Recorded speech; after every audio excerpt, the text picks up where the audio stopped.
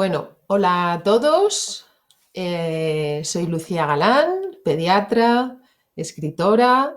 Muchos de vosotros me conocéis por Lucía mi pediatra.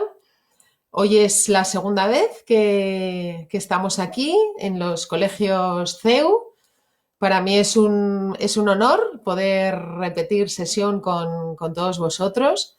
Ya el martes pasado estuvimos resolviendo muchísimas dudas, todas las dudas que están surgiendo a raíz bueno, del coronavirus, del confinamiento. Así que vamos a ir repitiendo las sesiones para ir aportando un poquito bueno, de serenidad, de calma y de aprendizaje, porque estas situaciones, pues mucha buena parte de ellas nos sirven para aprender, para conocernos y para seguir avanzando, no nos queda otra. Vamos a ver si me leéis por aquí. Voy a saludar. Hola a todos. Estamos ya conectados. Vamos a ver. Venga, fenomenal. Bueno, pues ya este martes estuvimos hablando de lo que consistía la infección por coronavirus en niños, de los signos que teníamos que vigilar en nuestros hijos en estos días cuando se ponían enfermos, porque los niños se siguen poniendo enfermos con coronavirus o sin coronavirus, lo importante de las medidas de quedarnos en casa y de solamente consultar con un centro sanitario cuando de verdad la situación lo requiere. Estuvisteis preguntando muchas cosas acerca de la fiebre, de la dificultad respiratoria, de la vitamina D. Bien, hoy vamos a dar un paso más y sí que es verdad que el martes me trasladabais mucha preocupación con el tema del confinamiento, ¿no? De cómo les iba a afectar a los niños, de cómo podíamos manejarlo, cómo podíamos gestionar esta situación, que es la primera vez que estamos viviendo, ¿verdad? Que estamos pasando por una situación igual. Bien, la verdad es que las preocupaciones de los padres son muy diversas. Los padres, entre los que me incluyo, pues tenemos miedo, tienes miedo a pues, el qué va a pasar, vamos a ser capaces de recuperar nuestra vida tal como la teníamos organizada hace un mes. Los padres de hoy en día tienen muchísimo miedo a contagiarse, tienen miedo a contagiar a sus hijos, ¿no? Yo estoy en contacto continuamente con padres y con madres que por los motivos que sean tienen que salir de casa, algunos de ellos trabajan fuera de casa y tienen pavor, verdadero pavor, a llegar a casa y a contagiar a sus hijos.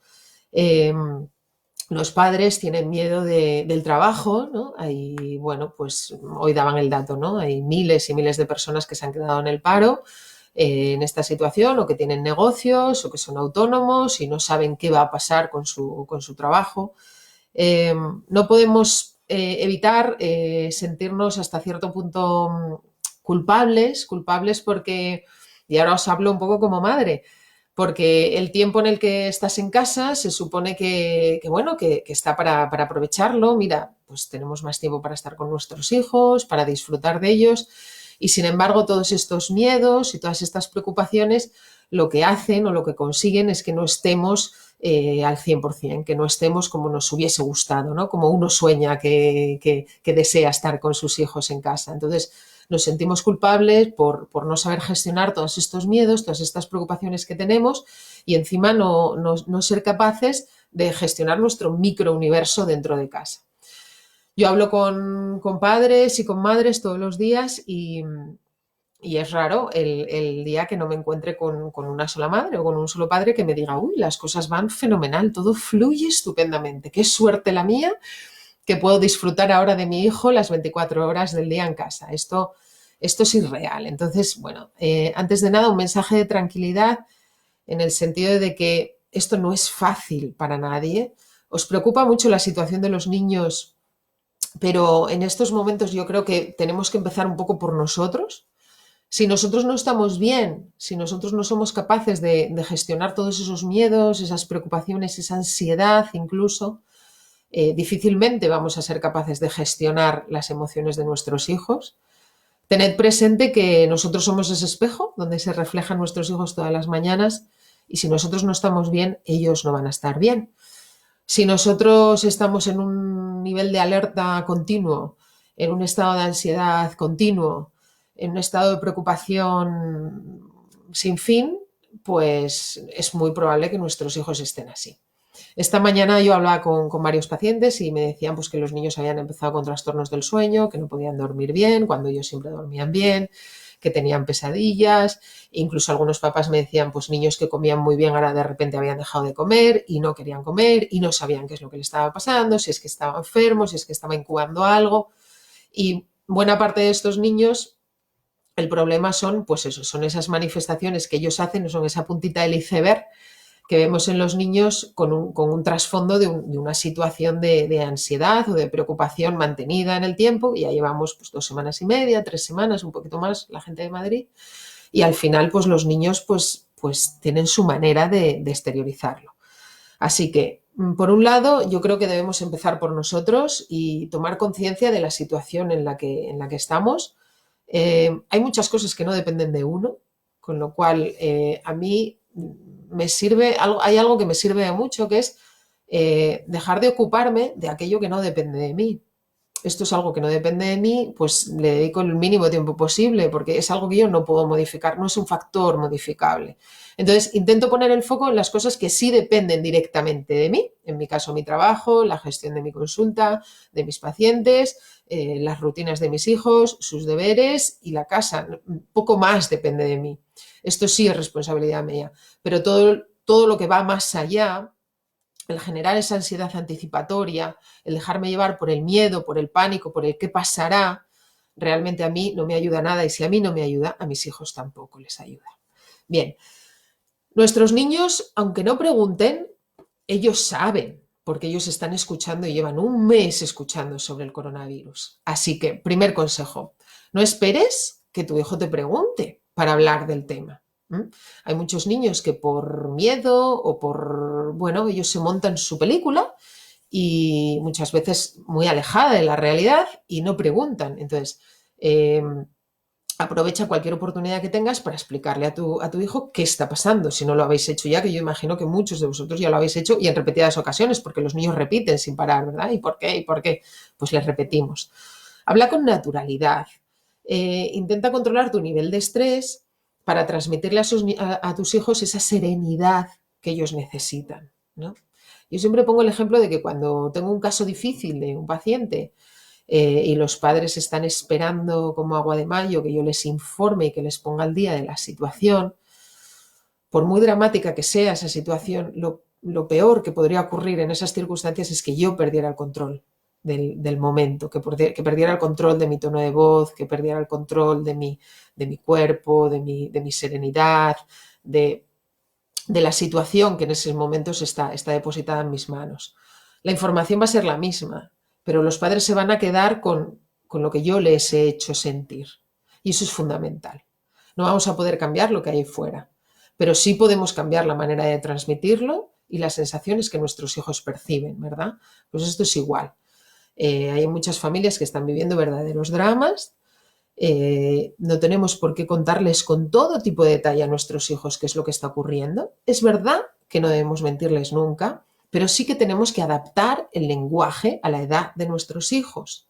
Pues con los más pequeñitos podemos recurrir a los dibujos, a pintarles el coronavirus, a explicarles que está por la calle, que este bicho le gusta especialmente a los abuelitos y que por eso es muy importante que nos quedemos todos en casa para proteger a nuestros propios abuelitos y ponéis nombre al abuelito y a la abuelita de vuestro hijo, explicáis que el bichito no vuela por el aire, que vuela de mano en mano, que vuela de boca en boca, por eso es importante mantener esa distancia de seguridad, por eso si garantizamos esos 2 metros de distancia entre una persona y otra, el bichito no puede ir de una cabeza a la otra, por eso es tan importante que nos lavemos las manos con agua y jabón, frotando muy bien por delante y por detrás y todos los deditos, porque así todos los bichitos se van a ir por el agua.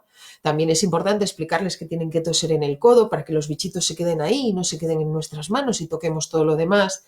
Y esto se les puede explicar con un lenguaje tranquilo infantil, sonriendo incluso y dejándoles a ellos también espacio y tiempo para que pregunten y para que reflexionen y para que nos hagan todas las preguntas que ellos tienen, que tienen un montón. Los más pequeñitos, yo siempre digo, y os lo digo en mis libros, que la inocencia infantil es sagrada, de verdad. Yo creo que es responsabilidad nuestra mantener esa inocencia intacta. No es necesario que sepan hasta el último detalle lo que está ocurriendo. No es necesario. No es necesario poner el canal 24 horas en casa todo el rato. No es necesario. No es necesario que nos vean hablar continuamente del mismo tema. No lo es, porque ellos no necesitan tanta información. Es más, lo único que hace es generarles mucha angustia y mucha ansiedad porque no entienden. A medida que son un poco más mayores y ellos ya comprenden, a partir de los 7, 8, 9 años, ya saben, ya entienden el concepto, por ejemplo, de la muerte. Ya saben que la muerte es algo definitivo, que quien se muere no vuelve. Y esto es un concepto que ellos, pues a esa edad ya lo tienen muy claro y lo viven de otra manera que el pequeñito. Yo con mis hijos, que ya son más mayores, pues al principio cuando todo esto empezó, mi hijo me decía, mamá, es que está muriendo gente. Y me lo dijo de verdad impactado, ¿no? Y yo le dije, sí, Carlos, está muriendo gente. No quería mentirle, tengo que decirle la verdad, pero no es necesario darle todos los detalles escabrosos que a veces nosotros vemos en las noticias y que incluso a nosotros tampoco nos sienta bien conocer, ¿no? Con nuestros hijos tampoco. Sí les hablamos con franqueza, con realidad, pero con serenidad y con tranquilidad de la situación que está viviendo ahora mismo el mundo entero. Los niños que son más mayores, que ya tienen acceso a ordenador, a tablets, tenemos que intentar que no busquen información por ellos mismos, porque también me he encontrado con pacientes, con papás que me han llamado, me han escrito emails y me han dicho esto, que los chavales se han metido en la habitación y entonces a través de sus redes sociales han empezado a compartir un montón de información entre ellos, se han puesto a mirar y claro, se han hecho una bola gigantesca cuando en realidad no era tanto, ¿no? Entonces tenemos que supervisar la información que nuestros hijos más mayores, preadolescentes, adolescentes, están empezando a gestionar. No es necesario el que esté la radio puesta todo el rato, la televisión puesta, que estemos todo el rato con la última hora, las últimas noticias del coronavirus. No es necesario. Yo a mí misma me he marcado un horario para ver las noticias, que es cuando salen los datos, los nuevos datos del día, que es en torno a las 12 de la mañana. Ahí sí que abro, pim pam, echo un vistazo si puedo y estoy disponible. Y luego hago otra búsqueda pues al atardecer después de cenar y miro. Y de verdad que no me hace falta más. Es más, yo creo que ya hace 2 o 3 días que ni pongo el telediario porque la información que a mí me interesa la encuentro leyendo y no me hace falta saber muchísimo más. Y mis hijos están todo el rato alrededor y hay cosas que yo ya percibo que a ellos no les sienta bien. Así que cuidar esos pequeños detalles, que aunque parece que ellos no nos observan, nos están observando todo el día. Y la forma en la que nosotros manejamos una crisis como esta será la forma en la que ellos la manejarán en el futuro, ¿no? Venga, seguimos. Uy, mira, ya tenemos aquí un montón de preguntas. Encantada de escucharte hoy. Mi hijo de 4 meses no quiere chupete, pero se mete el dedo gordo y se consuela con eso. Bueno, pues estupendo. No te preocupes que con 4 meses que se chupe el dedo no hay problema. Ya tendremos tiempo para quitarle el dedo un poquito más adelante. Si coge el chupete, mejor que el dedo, ¿eh? Bueno, seguimos con esto de cómo gestionamos los niños en casa todo el día en una situación de confinamiento. A ver, son muy importantes los horarios y las rutinas, siempre lo hemos dicho, ¿no? Pero en esta situación más todavía. O sea, nuestros hijos no pueden estar en pijama desde que se levantan hasta que se acuestan. Pierden la noción del tiempo, del espacio, del lugar, lo pierden todo. No saben si toca merendar, desayunar, cenar.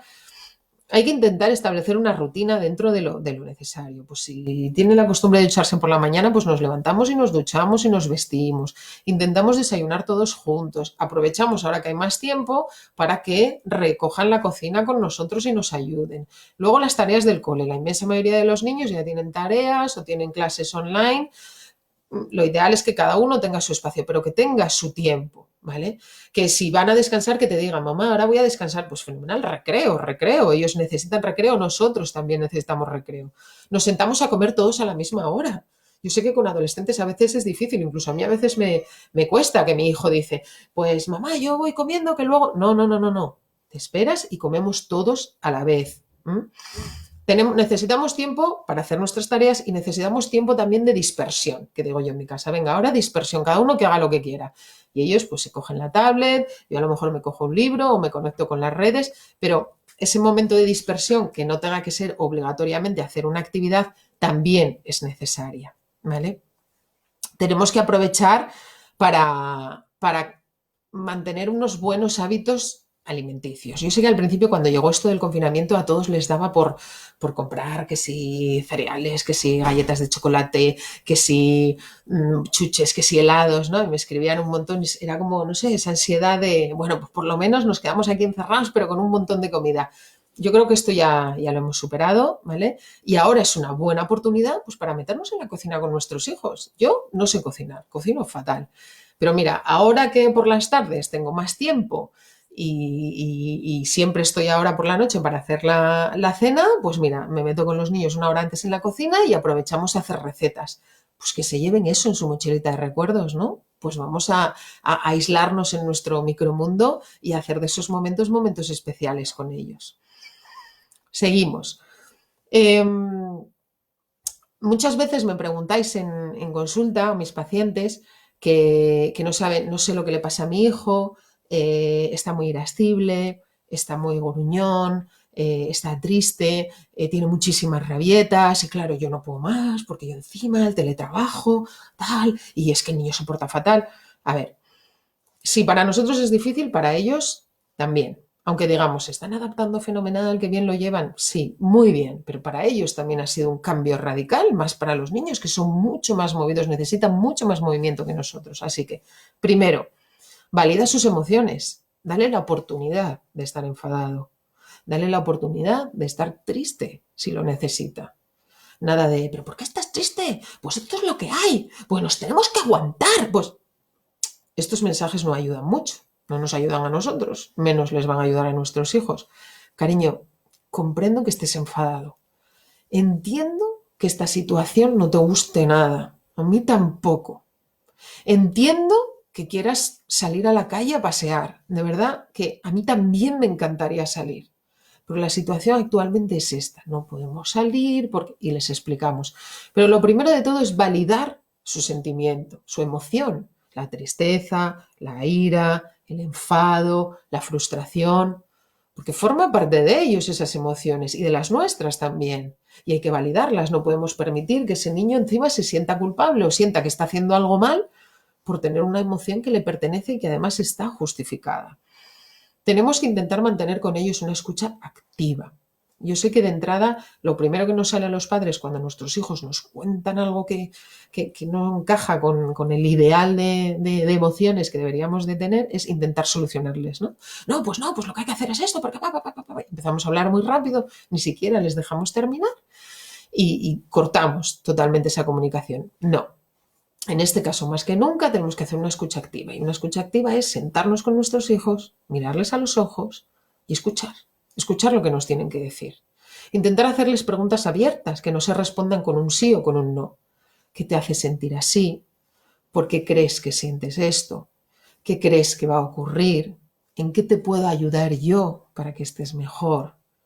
Esas preguntas en las que el niño tiene que reflexionar, tiene que pensar, tiene que ir un poquito más allá y en la que además tú te ofreces como ayuda, pues reconfortan mucho más que decirles punto por punto lo que tienen que hacer. Venga, seguimos. A ver, tenemos aquí ya muchas preguntas. Gracias, Lucía, nuevamente por estar con nosotros un día más. Pues gracias a vosotros por la invitación, gracias al CEU y vamos a estar muchas veces más. Me vais a tener que hacer una lista de todos los temas que queréis que abordemos. ¿Sabéis? Podemos hacer un monográfico de alimentación y entonces hacemos ahí ¡bum! Alimentación desde los pequeños hasta los mayores. O un monográfico de, no sé, de infecciones respiratorias. Oye, las amigdalitis, las otitis, las bronquitis, las neumonías. Pues yo vengo aquí, durante media hora os cuento todas las diferencias y luego resolvemos preguntas. O vamos a hacer un monográfico sobre, no sé, lo que queráis, pero podéis dejar todas estas sugerencias ahí en los comentarios que luego entre el equipo del CEU y yo las recogemos y vamos elaborando contenido, si os parece bien. Venga, a ver, vamos a ver. Me dice Paloma. Después de 20 días, noto que los niños están más nerviosos e irascibles. ¿Qué podemos hacer? ¿Hay alguna infusión o algo natural que les pueda dar? Sobre todo con uno de mis hijos de 9 años que es especialmente nervioso. Bueno, Paloma, esto es lo que comentábamos. Efectivamente, al principio los niños se lo tomaban como algo, bueno, pues qué bien, pues no hay cole, pues, ¿no? Algo divertido incluso. Pero ahora les empieza a pesar, ¿eh? Yo a los míos también lo noto, que estaban estupendamente y ahora ya cada día les cuesta un poquito más, ya no saben ni qué día de la semana están. Entonces, es normal. Lo primero de todo es normalizar, validar esta emoción. El niño está nervioso. Es normal que estés nervioso, es normal. ¿Qué podemos hacer con estos niños que son especialmente movidos? Primero, fármacos para tranquilizarles, no, salvo que tengan una patología de base que ya los tomaban previamente para regular su estado de ánimo o su impulsividad, o en ese caso sí, pero en el resto de los casos no. Primero hay que ir al origen, que es lo que le hace estar así. Entonces quizá ese niño necesite un poquito más de tiempo con sus padres, que los padres estén muy pendientes, esa escucha activa que comentábamos antes, para intentar identificar qué es lo que le pone nervioso. Generalmente no suele ser un todo lo que le altera, suelen ser cosas que sirven un poco de punto gatillo y hace lo que dispara, es lo que hace que dispare ese comportamiento. Entonces ver qué es lo que a él le sienta mal. Tenemos que intentar mantener esas rutinas, que los niños se acuesten siempre más o menos a la misma hora, que se levanten siempre a la misma hora. Eso les ayuda a su reloj biológico y les ayuda a ellos también a saber cuál va a ser el ritmo del día. Los niños de 9, 10 años están en una edad un poco más difícil porque no es la inocencia del de 3, 4 añitos, que lo único que quiere es jugar, jugar, jugar. Y tampoco es la madurez del niño de 13 o 14 años que entiende, asume, se responsabiliza, te ayuda. El de 9 está ahí un poco intermedio, entonces para ellos es un poco más complicado. Entonces probablemente cada día te toque explicarle la situación en la que estamos viviendo. Intentar darle tareas, la tarea de la mañana, la tarea de la media mañana, la tarea de la tarde, la tarea de la noche, que ellos se sientan partícipes de algo, de que nos están ayudando en algo. No solamente tienes que, sino ayúdame a. Entonces, eso les encanta, ¿no? Y siempre digo que los pequeñitos recoger no les gusta, pero como papá y mamá se tiran al suelo a recoger juguetes, ellos son los primeros que se ponen a recoger con tal de hacer eso con papá y mamá, ¿no? Entonces vamos a darles responsabilidades y vamos a intentar hacerlo juntos. No es lo mismo decirle que haga la habitación que decirle, venga Tony, tú te pones en la cabecera de la cama, yo me pongo en la otra y venga, vamos a hacer la cama, venga, las sábanas, el edredón, pues no es lo mismo, ¿no? Entonces, darle tareas y tener una rutina bien establecida y validar sus emociones. A ver, más cositas que tenemos por aquí. Como ahora tengo mucho más tiempo que nunca, cocino todo el rato y estamos engordando. Sí, en mi casa pasa lo mismo. Encima no podemos hacer deporte. Las tartas y las galletas es una diversión. No es una opción cocinar espinacas. ¿Qué hago? Bueno, no es una opción cocinar espinacas, o sí, o sí. Mira, os voy a poner un ejemplo. Eh, yo la semana pasada hice una quiche, ¿sabéis? Una quiche este plato francés que es de hojaldre. Y entonces la receta original que ponía en el recetario, que es para principiantes, es de bacon. Lleva bacon, nata, huevos y un poquito de harina. Bueno, les encantó, claro. Pues ya esta semana dije, bueno, esto está bien, pero vamos a rebajar un poquito. Entonces, bueno, rebajé el contenido de nata, utilicé leche desnatada, en vez de bacon hice una quiche de verduras, no añadí la mantequilla, no añadí el aceite y quedó una quiche de verduras pues riquísima y eché de todo, eché brócoli, eché calabacín, eché berenjena y ellos me ayudaron porque si no, no es lo mismo. Entonces, bueno, sí que es verdad que al principio nos apetecía a todos hacer bizcochos y tartas y galletas y yo creo que eso lo hemos hecho todos y la pizza de los viernes por la noche que no falte, por favor, pero yo creo que efectivamente tenemos que ser conscientes de que esto, si fuesen 2 o 3 días, vale, pero la cosa se alarga 2, 3 semanas o incluso un poco más, tenemos que intentar mantener unas rutinas estables, ¿eh? La ensalada en el centro de la mesa siempre para comer y para cenar, la fruta cortadita siempre al desayuno, de postre lo ideal es que se tomen fruta en lugar de cualquier otra cosa, pues la carne y el pescado si es al horno o a la plancha o guisada mucho mejor. intentar huir de todos los ultraprocesados, de batidos, de zumos, de galletas, de cereales, poner la tostadita de pan integral al desayuno con un poquito de aceite y sal. Yo creo que mirándolo por el lado positivo, ahora que la inmensa mayoría de los padres tienen más tiempo, pues vamos a enseñarles a comer de forma saludable. Vamos a enseñarles a comer con el plato de Harvard, que os he hablado un millón de veces de él, que es el plato de Harvard. El plato de Harvard es de la ración de comida que le vayamos a poner en el plato, ¿vale? Así es como tienen que comer tanto los niños como los adultos. La mitad de lo que comamos tiene que ser fruta y o verdura, ¿vale? La mitad de lo que le pongáis en el plato al niño tiene que ser fruta y o verdura. Un cuarto tiene que ser proteína. ¿Qué es la proteína? Carne, pescado, huevo o legumbres. Y otro cuarto del plato tienen que ser hidratos de carbono, cereal, preferiblemente integral. Pasta, pan, arroz, ¿vale? O sea que es un cuarto y la mitad del plato. ¿Qué nos ocurre a nosotros los españoles? Pues que al niño le pones una tortilla francesa para cenar o un filete de ternera y dices, jo, ha cenado como un rey. Pero ¿realmente eso cumple el plato de Harvard? No, porque si le pones un filete o le pones una tortilla francesa, eso es 100% proteína. ¿Dónde está la mitad de fruta o verdura que tiene que comer? ¿Dónde está el poquito de hidrato de carbono?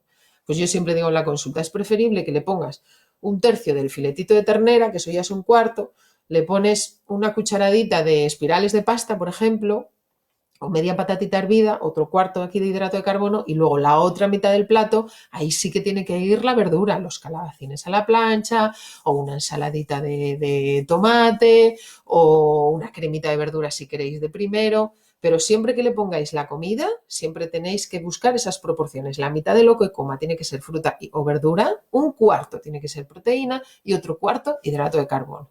Esto lo cuento muy bien en el libro de cuentos de Lucía, mi pediatra, que ahora me estáis mandando un montón de fotos con vuestros hijos. Hay un capítulo donde los niños aprenden a comer así de forma saludable. Así que ahora que hay más tiempo, vamos a enseñarles a comer. Vamos a ponerles toda la comida encima de la mesa y que ellos distribuyan en el plato de Harvard la mitad de verdura, que lo pongan en una mitad, un cuarto y un cuarto.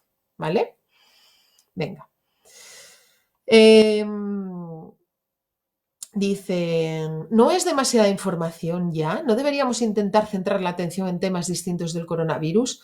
Pues mira, estoy de acuerdo contigo. Yo creo que al principio, la primera semana y media, es como que a todos no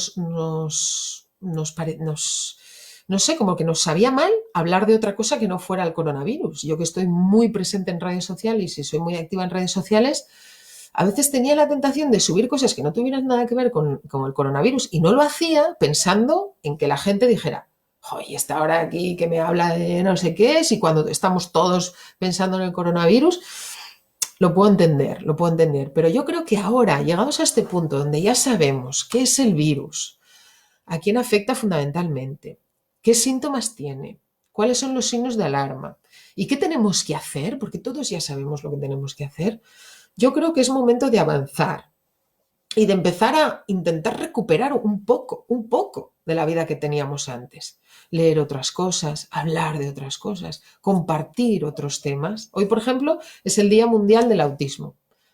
Y los papás que tienen un niño con un trastorno del espectro autista lo viven cada día, con coronavirus y sin coronavirus. Así que yo hoy he subido un collage que hice, les pedí a todos mis compañeros del trabajo, del centro Creciendo, que se hicieran una foto vestidos de azul, porque ya sabéis que el color del TEA, del autismo, es el azul, o con un corazón azul y que me la enviaran. Bueno, pues ahí los 26 compañeros me la mandaron corriendo y hice un collage súper bonito, que luego lo podréis ver en redes, con un mensaje de ánimo y de admiración a estas familias. Porque decía una amiga mía, tengo una amiga que es maravillosa y su hijo tiene un trastorno espectro autista y me decía, nosotros llevamos 3 semanas intentando adaptarnos a un mundo nuevo. Ellos esto lo hacen cada día. Y así es. Mira, pues a lo mejor nos tiene que pasar algo así para darnos cuenta de lo que es de repente de la noche a la mañana cambiar casi todo, ¿no? De tu mundo. Los niños y las familias con trastorno espectro autista lo hacen cada día. Entonces, hoy, pues yo subí un homenaje a estas familias. Sí, porque están ahí. Porque el coronavirus se irá y estas familias están ahí. Y yo, como trabajo con ellos y los veo a diario, pues me apetecía. Entonces, yo creo, Elvira, que sí, que es momento de empezar a hablar de otras cosas que además esto nos va a ayudar también, ¿eh? Nos va a ayudar a nosotros a estar más tranquilos, a tener la sensación de que empezamos ya a coger las riendas de nuestra vida y si nosotros estamos bien, nuestros hijos también van a estar bien. Venga, seguimos. A ver, Beatriz Avellán. Mis hijas se estiran mucho, sobre todo la pequeña de 8 años. La hora de irse a dormir y luego que se iba a tener pesadillas y que me quede con ella en la cama y que le cuente historias y luego madrugan. A ver, así que duerme menos que cuando va al colegio. Y eso que tenemos rutinas y les doy de cenar pronto. Y hace algo de actividad física, pero cuando parece que está todo hecho, sorpresa. Bueno, Beatriz escribe así con un nivel que se le ve que... Un nivel de ansiedad bien, vamos, que se percibe. Es verdad, es verdad. Los míos también. Mis hijos también se acuestan más tarde ahora. Y es curioso porque dicen que están cansados. Uno dice no sé de qué, pero los mayores también estamos cansados, ¿no? Entonces, yo creo que es momento de empatizar con ellos. Cada uno tenemos nuestra manera de afrontar esta situación. Entonces, si tú ya lo haces todo porque las cosas fluyan, les levantas siempre a la misma hora, les acuestas siempre a la misma hora, desayunan, comen y cenan a la misma hora, tienen sus rutinas de estudio por la mañana y por la tarde más de descanso. Si esto ya lo estás haciendo, pues vamos a ir día a día. Quiero decir, es normal que a medida que vayan pasando los días los niños estén un poquito más inquietos, nosotros también lo estamos, ¿no?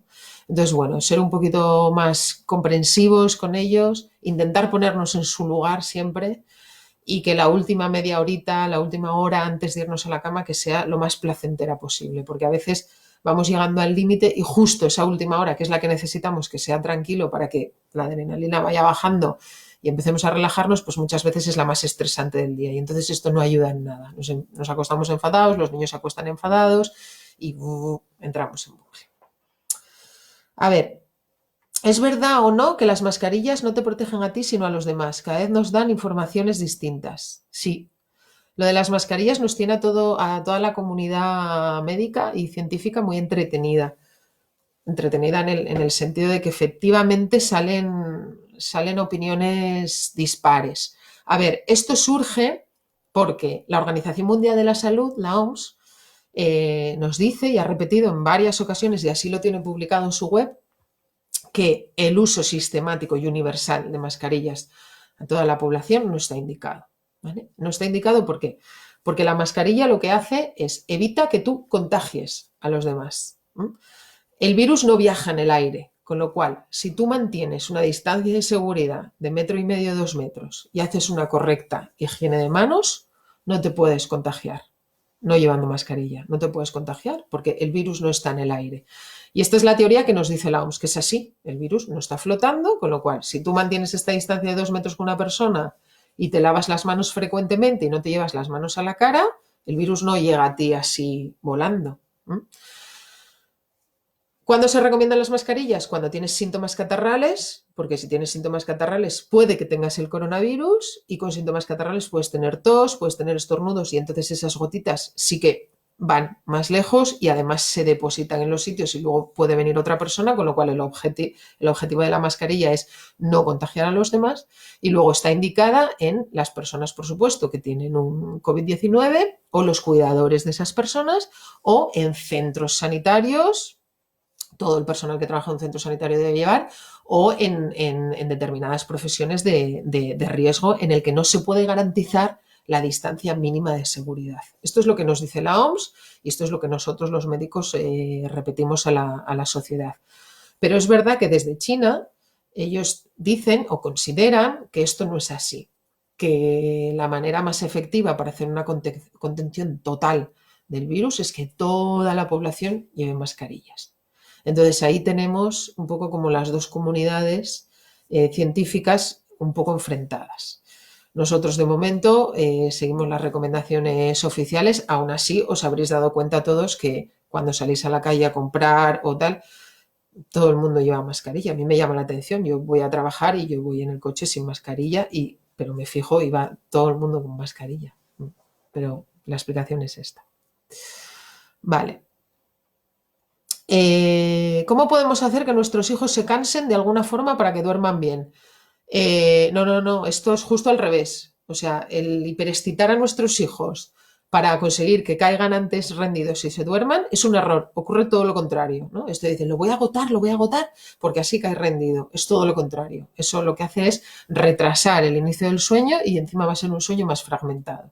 Con lo cual, lo que se recomienda, las medidas de higiene del sueño que se llaman, lo que se recomienda es 2 horas antes del inicio del sueño, si el niño se acuesta a las 9, pues a las 7 de la tarde, nada de pantallas, ¿vale? ¿Por qué? Porque la estimulación lumínica de las pantallas, tanto el televisor, la tablet o el móvil, lo que hace es incide en nuestros ojos, en nuestra retina, entonces nuestro cuerpo interpreta que todavía es de día, con lo cual la melatonina, que es la hormona que segregamos para que nos dé sueño, pues se inhibe. ¿Por qué? Porque el cerebro le llega a la luz y dice, uy, es de día, no toca dormir. Entonces la melatonina desaparece, entonces se retrasa el sueño. Sin embargo, si 2 horas antes del sueño no hay pantallas, no hay estimulación lumínica y una luz tenue en casa, pues bajamos las persianas, la luz ya va cayendo, pues entonces poquito a poco empezamos a fabricar melatonina, nosotros y los niños. Y cuando llegamos al pico, ¡pum!, nos entra el sueño. Por eso muchas veces os habrá pasado que estás medio dormido en el sofá, te duermes tal, te subes a la cama y por lo que sea, coges el móvil, empiezas a mirar y ¡bum!, y te despiertas. ¿Verdad que os ha pasado? Pues esto no es magia, es que simplemente la estimulación lumínica del móvil, ¡pum!, al incidir sobre tus ojos, la melatonina cae en picado y entonces desaparece el sueño. Entonces, en los niños esto es muy importante. Luego, mantener un ambiente tranquilo. Todo lo contrario a la excitación. Tenemos que intentar que las 2 horas previas a dormir no estén correteando, no estén saltando en el sofá, no juguemos a hacer el loco, porque eso lo que hace es fabricar mucho más adrenalina, cortisol, y esto lo que hace es alargar el sueño. O sea que juegos tranquilos, un juego de mesa o con los pequeñitos en la alfombrita, cenar todos juntos o un baño relajante, luz tenue en casa y luego el cuento, estar un ratito con ellos en la camita y a dormir. Esas son las pautas de higiene del sueño. Venga. Aprovechando el confinamiento, mis hijos me chantajean para no comer alimentos saludables. ¿Te chantajean? ¿Y qué tipo de chantaje te dicen? Cuéntanos, Blanca Herrero Pérez, ¿cómo te chantajean? A ver, mis hijos, yo quizá ahí soy un poco, no sé, así un poco germana. Mi abuela y toda la familia de mi abuela eran alemanes y a veces me sale esa vena así muy, muy rígida. Esto es lo que hay para cenar, chicos, y esto no es un restaurante. Esto los que tenéis adolescentes lo habréis dicho un montón de veces. ¿Vosotros pensáis que esto es un restaurante? Bueno, yo puedo hacer un margen de 2 o 3 cositas entre ensalada y lo que haya de proteína, carne o pescado o tortilla, pues puede haber un margen de 2 o 3 cosas encima de la mesa. Pero ya está, yo no voy a hacer un menú aquí a cada uno. Pues no pasa nada, cariño. ¿No quieres cenar? Pues no cenas, no pasa nada. No les va a pasar nada a los niños porque un día no cenen. Lo que no puede ser es que aprovechen esta situación para que estemos aquí como si fuese esto un buffet libre y un restaurante. No, esto no. Ahí no. Venga. Así se veían vacías las estanterías de chocolate, que a mí me alucinaba. Eso sí, el chocolate sin azúcar también es verdad. Los primeros días, cuando empezó todo esto, era espectacular. La zona de galletas, chocolates, bizcochos, vacío. Sí, ¿veis? Lo que os contaba al principio. Mis peques tienen 5 años, son mellizos y a ratos se pelean mucho y no hay manera de parar. Él está todo el tiempo detrás de ella y no le deja hacer nada sola. Por otro lado, cuando él no quiere jugar con ella, es ella la que insiste. ¿Cómo les podemos ayudar, Gema? Sí, pues a ver, las peleas entre hermanos en esta situación se acentúan por una cuestión lógica de espacio. Entonces, conviene que pases un poquito de tiempo con uno, un poquito de tiempo con otro, que se sientan importantes cada uno de ellos, ¿vale? No todo lo tenemos que hacer todos juntos. Igual que tú, a ti te apetece tener tu espacio con tu pareja en exclusiva, hay momentos en los que los niños te sobran y necesitas ese espacio, igual que tú a veces necesitas ese espacio solo para ti y todo lo demás te molesta, y otras veces lo que quieres es hacer planes en familia todos juntos, pues los niños también se merecen eso. Entonces, intenta pasar tiempo con uno en exclusiva, tiempo con otro en exclusiva, así ellos, tienen esa ganancia y luego intenta hacer actividades los 3 juntos o los 4, los miembros de la familia que seáis. Yo cuando veo que mis hijos empiezan a pelear, entonces si entro yo en el juego, en el buen sentido de la palabra, en el juego que estén haciendo, la pelea desaparece. El problema es cuando entre ellos dos empiezan a pelearse, a pelearse, a pelearse, y yo tomo parte por uno o tomo parte por otro. Siempre se recomienda que cuando hay un conflicto entre ellos intenten arreglarse sin que nosotros tengamos que intervenir, y si intervenimos, que sea no para hacer de jueces, ¿vale? Sino para, venga, vale, pues ahora me toca a mí tirar los dados, venga, hacerme un hueco, ahora voy a jugar yo, maniobra de distracción. Y entonces ellos, con tal de tener ahí a mamá o a papá jugando, pues muchas veces eso se diluye. Pero lo que tenemos que intentar es hacer de jueces, intentar buscar culpables, porque eso a veces lo que hace es enfrentar todavía más la situación. Entonces intentamos que ellos solo se arreglen y se apañen, y si la cosa se pone ya muy mal, pues entonces sí que toca intervenir. Venga, seguimos. Muchísimas gracias, Lucía, por estas charlas. Eres fantástica. Nosotros tenemos un bebé de 8 meses, no sé si será por su momento evolutivo que le están saliendo un diente porque no sale de casa, pero es que duerme muy, muy, muy mal desde hace 5 días, se despierta 8 y 10 veces a lo largo de la noche, busca todo el rato dormir conmigo. Pues sí, sí, esto lo estoy viendo en la consulta, sí, a diario, sí, los papás a los que llamo, a los que me escriben, sí, ellos notan esta ansiedad y esta irritabilidad en nosotros, y los bebés, yo siempre digo que los bebés cuando notan algo o cuando a nosotros nos pasa algo, lo manifiestan de dos maneras, con la comida o con el sueño, porque no lo pueden manifestar casi de ninguna otra manera. Entonces, o dejan de comer y hacen una huelga de hambre y no sabemos por qué, o de repente empiezan con trastornos del sueño o con cambios en sus hábitos del sueño, y tampoco encontramos una explicación. Lo más probable es que sea por esto que está ocurriendo, ¿vale? Si luego el bebé el resto del día está bien, está contento, está feliz, come bien, te da la sensación de que está cogiendo bien de peso y no tiene fiebre, no te preocupes. Otra cosa es el niño que empieza a hacer muchos despertares nocturnos y además durante el día las cosas no fluyen, algo pasa con ese niño, ¿no? Entonces habría que pensar en otras cosas. Venga. Raquel Soriano, a un niño de 3 años, ¿qué y cómo explicarle de esta situación? Pues mira, Raquel, hay bastantes, ya han sacado bastantes cuentos y guías donde se les puede explicar a los niños pequeñitos qué es lo que está pasando. Y entonces lo hacen a través de dibujos. Los niños funcionan ideal, funcionan fenomenal con dibujos, y es la manera ideal a veces para comunicarnos con ellos, ¿no? Porque muchas veces se pierden con nuestro lenguaje, pero si les haces los dibujos, no.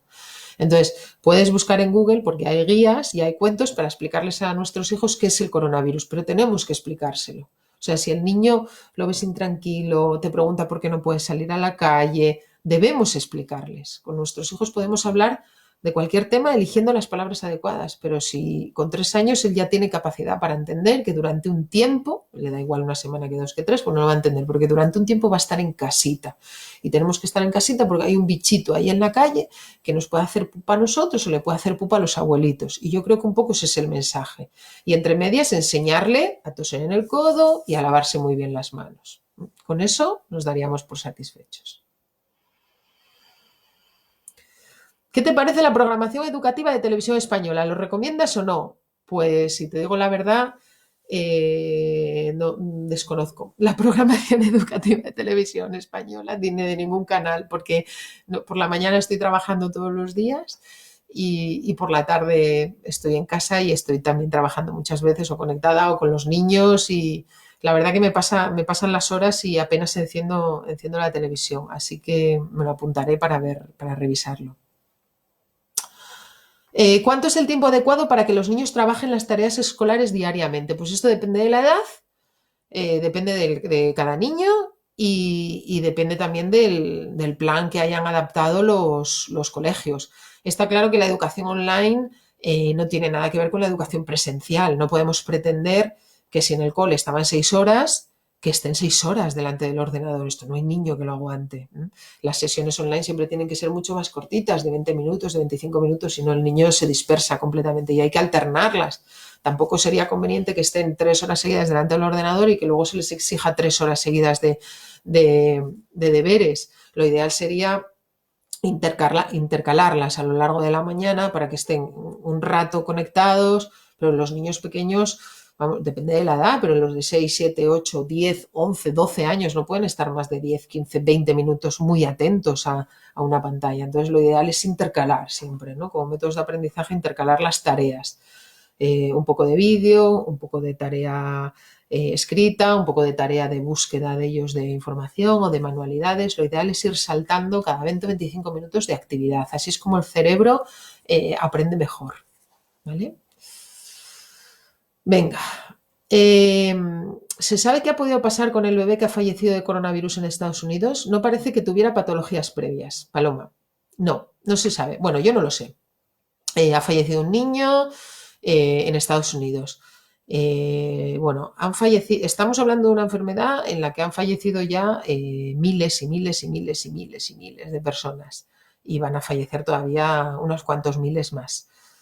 Un niño entre toda esa cantidad de víctimas realmente es un caso anecdótico, entendedme, en términos de epidemiología y en términos de datos. Yo sé que para esa familia eso es una pérdida irreparable, estamos todos de acuerdo. Pero todos los años fallecen niños por enfermedades, bronquiolitis, tosferinas, meningitis, niños sin patología de base y están ahí y fallecen. Quiero decir que de miles y miles y miles de personas que fallecen haya un caso en un niño, a la comunidad científica y a la comunidad médica no nos alarma, porque esto forma parte de la vida y de la muerte. Que entre todos los fallecidos por esta pandemia va a haber gente, desgraciadamente, que ni tenía patología de base, ni cumplía con los criterios que están cumpliendo actualmente el 80% de los fallecidos, que son personas muy mayores o con enfermedades graves. Pero cuando hablamos de cualquier enfermedad que me digáis, cualquier enfermedad que me digáis, siempre va a haber algún caso que se escapa de eso. Del niño que está perfecto y en un partido de fútbol tiene una muerte súbita y fallece, hasta cualquier enfermedad, hasta una gripe, hasta una bronquiolitis, hasta una crisis de asma. Esto nos ocurre con todas las enfermedades. Entonces, lo de este bebé, desconozco si tenía patologías previas, es un drama para esa familia, es terrible, pero no dispongo de más datos. Sí que disponemos de los datos que comentamos el martes pasado, de todo lo que se ha publicado con respecto a coronavirus y niños, y la serie más amplia que hay de coronavirus y niños hasta la fecha lo publicaron los chinos, y de todos los casos que ellos tienen registrado, registraron tres fallecimientos en 3 niños con enfermedades graves, leucemias, hablamos de enfermedades serias. Venga, estoy embarazada y tengo fecha de parto el 24 de junio. ¿Cómo crees que estará la cosa entonces? Fenomenal. No lo sé. Hombre, 24 de junio, pues el estado de alarma ya no estará, quiero pensar. Quiero pensar también que habremos recuperado parte de nuestra vida. Sí, quiero pensar que estaremos trabajando todos normalmente y a lo mejor hay algunas medidas un poco más restrictivas en algunos sectores o a lo mejor determinados sectores de la población, no lo sé. Pero Raquel Soriano, tú vas a tener a tu bebé, va a ir todo bien, el equipo de matronas, de ginecólogos y de pediatras te atenderán maravillosamente bien. Y esto es lo que tienes que pensar. Todavía te queda, disfruta de ese momento porque es irrepetible, lo vas a recordar toda tu vida y yo creo que tienes que poner todos tus pensamientos en eso, ¿sabes? Y lo demás, como es un factor no modificable, lo que decíamos antes, es algo que no depende de nosotros, es mejor que barras esos pensamientos basurilla. Yo a mis hijos cuando tienen pensamientos basurilla, les digo que cojan la escoba mentalmente y que los barran, porque son pensamientos que no les ayudan en nada, ni les ayudan a aprender, ni a crecer, ni a sentirse bien, y no dependen de ellos. Con lo cual es mejor apartarlos a un lado y poner el foco en tu bebé, visualizar ese momento, que todo va a salir bien, que vas a volver a tu casa con tu bebé en brazos, y eso es lo que te va a ayudar a recuperar la calma y la serenidad en estos días. Mucha suerte. ¿Este virus afecta a los bebés, Leticia? Este virus afecta a cualquier ser humano. Afecta a cualquier ser humano. Cualquier ser humano se puede contagiar. Pero lo que tenemos, lo que hay descrito hasta la fecha en la bibliografía científica es que en los niños la sintomatología es leve o asintomáticos. Hay niños, se han descrito muchos casos de niños positivos que no han tenido ningún síntoma o han tenido síntomas indistinguibles de un resfriado o de una infección respiratoria que tienen en invierno 3 o 4, todos los inviernos, ¿no? ¿Pero puede afectar a los bebés? Sí, sí, sí, y de hecho afecta. Pero hasta ahora, la evolución de todos ellos ha sido buena, ¿eh? Se han dado de alta sin complicaciones graves y sin secuelas graves. Vale. ¿Cuánto tiempo al día jugando a videojuegos es recomendable en esta situación de confinamiento?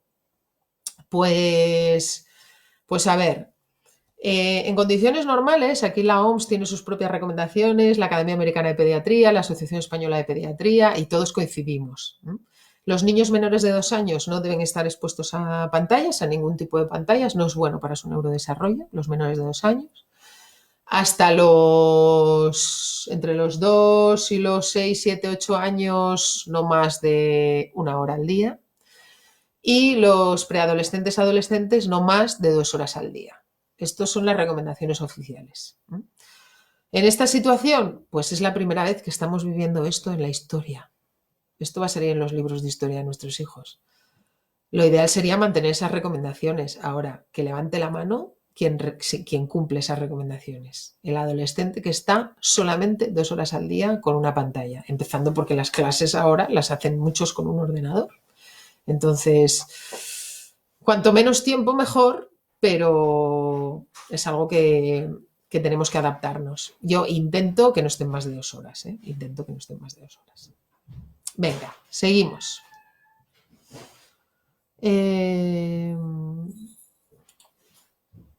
Buenas tardes. Sobre todo lo que hayas podido recibir desde el miércoles sobre el maldito virus, ¿puedes contarnos alguna novedad interesante que nos anime y ayude? Muchas gracias. Preciosa la foto del Día del Autismo. La compartiré. Un abrazo a todos. Juanjo Martín. Pues mira, el martes tuvimos un webinar que dio la Asociación Española de Pediatría para pediatras, donde nos contaban distintos pediatras de Madrid, de La Paz, de varios hospitales grandes, el coronavirus y los niños y los últimos avances. Y la verdad es que no hay muchas cosas nuevas de las que ya os conté el martes. Los datos son muy esperanzadores, son muy optimistas para los niños. Ellos no hablaban en ningún momento de lo que va a suceder en el futuro porque es algo que a nosotros no nos compete y que desconocemos. Nosotros somos pediatras de a pie y sabemos lo que vemos en los casos que estamos viendo y los casos que hay publicados en la bibliografía científica, con lo cual datos de muy buen pronóstico en los niños y en la población adulta en general sin factores de riesgo. O sea, cada vez está quedando más claro que la inmensa mayoría de las personas que fallecen, la inmensa mayoría, son personas muy, muy mayores, de edad avanzada o con patologías de base. Ahora me diréis, sí, pero ha salido una chica de 28 años, ¿qué tal? Un guardia civil de 30... Cierto, sí, es verdad. Tampoco se saben los detalles de esos pacientes, pero es verdad, cuando hay una afectación tan masiva de personas, es lo que comentábamos al principio, siempre va a haber, en los extremos de las estadísticas, siempre va a haber gente que no cumple con lo normal. Pero bueno, a lo que debemos aferrarnos es a eso, que los niños, esta pandemia les pasa así de refilón. Venga. Buenas tardes, Lucía. Te sigo y me encanta cómo explicas las cosas. Estoy leyendo tu libro Lo mejor de nuestras vidas y me está encantando. Gracias por informarnos. Lo mejor de nuestras vidas fue mi primer libro. Ese libro cambió mi vida. Yo llevaba una vida muy apacible, muy tranquila. Bueno, dentro de lo que era, pues eso, de ser madre de 2 niños pequeñitos, porque entonces eran pequeñitos, mis guardias en el hospital, mi consulta, tal. Pero ese libro fue especial. Fue especial. Fue el primero, me vacié enteramente en ese libro. Se convirtió en un bestseller. Llevamos ya no sé cuántas ediciones, 15, 16, 17, y de ese libro le vinieron todos los demás y descubrí una pasión maravillosa que me alegra mis días y mis noches, que es la de comunicar y la de compartir, no solamente las cosas buenas que nos pasan en la vida, sino también esos túneles que a veces atravesamos en la maternidad y en la paternidad y que también hay que darles visibilidad, porque yo siempre digo que viajamos todos en el mismo tren. El viaje es muy parecido, lo que ocurre es que las paradas las hacemos a distinto tiempo, ¿no? Los que tenéis bebés pequeñitos que me estáis escribiendo, pues yo esas paradas ya las hice hace 13 años, pero las paradas de los abuelos que estén ahora mismo conectándose, pues las haremos todos nosotros dentro de 20 o 30 años, ¿no? Pero los sentimientos, las emociones, lo que nos mueve, lo que nos transforma, lo que nos cambia en este viaje es muy parecido. Todos compartimos los mismos miedos, nos dediquemos a lo que nos dediquemos, los mismos miedos, todos celebramos las mismas alegrías y yo creo que compartir esto, compartir no solamente lo bueno, sino nuestras vulnerabilidades nos hace ser mejores padres. Así que ese siempre ha sido el objetivo en mis libros, sí. Gracias, gracias por decírmelo. ¡Ay, que nos quedan 5 minutos! Llevamos una hora aquí ya. A ver. Hola, mi bebé tiene 49 días, llora intensamente, se le ha cambiado el pañal y sigue llorando. Pueden ser cólicos, ¿qué puedo hacer? Gracias por tu consejo, Sara, pobrecita. Estás en una época terrible, te ha pillado todo el posparto con esto. Pues mira, del cólico del lactante tienes en mi blog muchas cosas. Pones Lucía, mi pediatra, cólico del lactante y ahí encontrarás. No todo llanto de un niño es cólico, ¿vale? El cólico del lactante es un llanto inconsolable, es decir, no se consuela con nada, ni con los bracitos de papá y mamá, siempre a la misma hora del día, suele ser al atardecer, durante 2 o 3 horas consecutivas, y cuando el niño deja de llorar, no vuelve a llorar hasta el día siguiente, justo a esa hora. Eso es un cólico del lactante, ¿vale? Morgana, ¿suplementamos con vitamina D a los peques de alguna manera? Pues la respuesta es no. Los niños necesitan vitamina D, los menores de 1 año. Los menores de 1 año sí que les suplementamos con vitamina D desde el nacimiento hasta que cumplen 1 año. Pero a partir del año no necesitan suplementos. Es verdad que la vitamina D es una vitamina que se sintetiza gracias a la radiación del sol sobre la piel. Se estima que con 10 minutos más o menos de exposición solar fabricamos toda la vitamina D que necesitamos para el día. Ahora, como no podemos salir a la calle y los niños no juegan en el parque, y no, pues se generó mucho revuelo con esto. Pues es que no van a fabricar la vitamina D suficiente. Bueno, hasta el momento la Sociedad Española de Pediatría nos dice que como el tiempo es muy, muy limitado, el del confinamiento, que realmente no se necesita suplementar. Nosotros lo que os decimos es que pongáis al niño, pues eso, cuando haga sol a través de la ventana, pues lo pongáis ahí al solecito, la mantita ahí en el suelo y que le dé el solecito, que esté ahí jugando, ¿vale? Porque con 10 minutos sería suficiente. Y luego alimentos ricos en vitamina D, pues por ejemplo la dorada, el salmón, la sardina, son alimentos con mucha vitamina D, el boquerón, el atún, ¿vale? Así que este fin de semana cuando vayáis a comprar, ya sabéis, dorada, salmón, sardina, boquerón, son alimentos ricos en vitamina D. Bueno, ¿el nutriplato de Nestlé es el plato de Harvard? Sí, el nutriplato es una adaptación al plato de Harvard. Está fenomenal. Aparte, yo viví ese proyecto desde el principio porque lo hicieron en colaboración con el Hospital Sant Joan de Déu y viví el proceso de la elaboración. Y sí, lo podéis pedir por la web, os lo ponéis Nutriplato en Google y lo podéis pedir por la web y os lo mandan a casa gratuito, con una guía de recetas, que es fantástico. Bueno, pues ese Nutriplato, fíjate que ya tiene años, yo todavía tengo 2 en casa, los tengo en la consulta también para explicarles a los niños cómo se aprende a comer. Y con eso aprendieron mis hijos. Yo les ponía todos los alimentos encima de la mesa y entonces ellos con el plato, porque el plato viene dibujado, donde tienen que poner cada cosa, pues ellos echaban, sabían ya lo que era una verdura, lo que era proteína, lo que era hidrato de carbono y con eso aprendieron a distribuir los alimentos de forma equilibrada según nos dice el plato de Harvard. Así que nada. Bueno, pues hemos llegado al fin. Ha pasado esto volando. Muy bien. Bueno, pues muchísimas gracias a todos. Esto, lo que comentamos al principio, sugiero que nos dejéis allí en comentarios los temas que os gustaría que abordásemos, ¿vale? Entonces, entre el profesorado del CEU y yo, coordinamos y vamos a ver de qué temas vamos a hablar en las próximas sesiones, ¿vale? Si queréis ir dejando alguna pregunta, también las podéis dejar y así empezamos cada sesión con el listado de las preguntas que más se repitan. Así que nada, muchísimas gracias a todos, de verdad. Queda un día menos, no desesperéis, que esto es un tiempo limitado. Llegará un momento en el que poco a poco recuperaremos nuestra vida. Esto no va a ser para siempre, ¿vale? Pensar esto. Y llega la hora de duchas, cenas, cuento y a dormir. Muchísimas gracias.